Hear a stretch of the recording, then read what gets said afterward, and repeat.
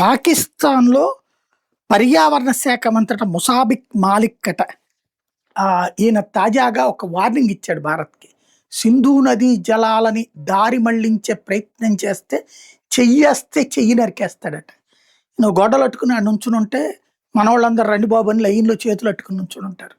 ఇంతకీ వాడికి అర్థం కానిదేంటంటే, వాడు చదువుకోలేని సన్నాసి, లేకపోతే గనక పాకిస్తాన్‌లో పర్యావరణం ఏంటండి చండాలంగా.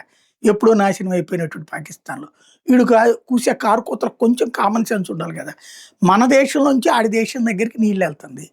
మనం ఆ జేలం, చెనాబ్ నదుల్ని ఆపుతాం. నీళ్లు డైవర్ట్ చేస్తాం. ప్రాజెక్టులు కడతన్నాం. ఎందుకంటే నువ్వు 24 గంటలు నన్ను చంపుతా అంటుంటే రా రా రా రా అని చూస్తూ కూర్చుంటారా? నీ దగ్గర అణుబాంబు ఉంటే నా దగ్గర 100 అణుబాంబులుంటాయి. నువ్వు ఒక అణుబాంబు తీసేస్తావు. ఏసేదాకా కూడా మేము చూస్తుంటాం. కొంతమంది నష్టపోతాం. ఆ తర్వాత పాకిస్తాన్ ఊరుకుంటామా? బుడిద ఇంకో 100 ఏళ్ల దాకా పాకిస్తాన్ ఇక మళ్ళీ కోలుకోలేదు. మోడీ ఉన్నప్పుడు అనవసరంగా పెంట చేసుకోవద్దు.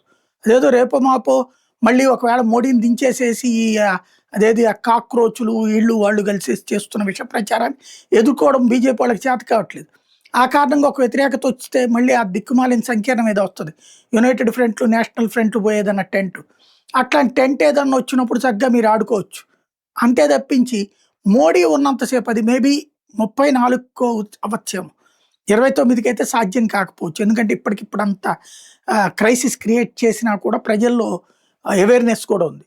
ఒకవేళ అదృష్టవశాత్తు మీరు అట్లా చేసుకోగలిగితే ఓకే గాని, మోడీ పొరపాటున మాత్రం 29 లోపు చేయకండి.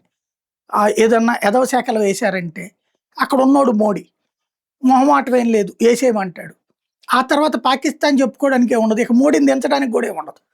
పాకిస్తాన్‌ని నాశనం చేయాలని కోరుకునే ప్రతి ఒక్కళ్ళు మోడీ ఉండాలని కోరుకుంటారు. ఇంకా యోగి కావాలని కోరుకుంటారు. ఇంకా యోగి రావద్దని కోరుకోండి.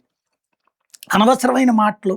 బేసిక్‌గా ఒకటే, భారతదేశంలో తీవ్రవాదాన్ని మీరు పెంచి పోషించినంత కాలం భారతీయుల్లో కొంతమంది సన్నాసులు ఉంటారు, దేశద్రోహులు. వాళ్ళు తప్ప మిగతా వాళ్ళందరూ కూడా మోడీనే సమర్థిస్తారు. అదే సందర్భంలో పాకిస్తాన్ నాశనం కావాలనే కోరుకుంటారు. అలా కాకుండా బాధ్యతగా, హుందాగా మాట్లాడితే భారత ప్రజలు అంగీకరిస్తారు.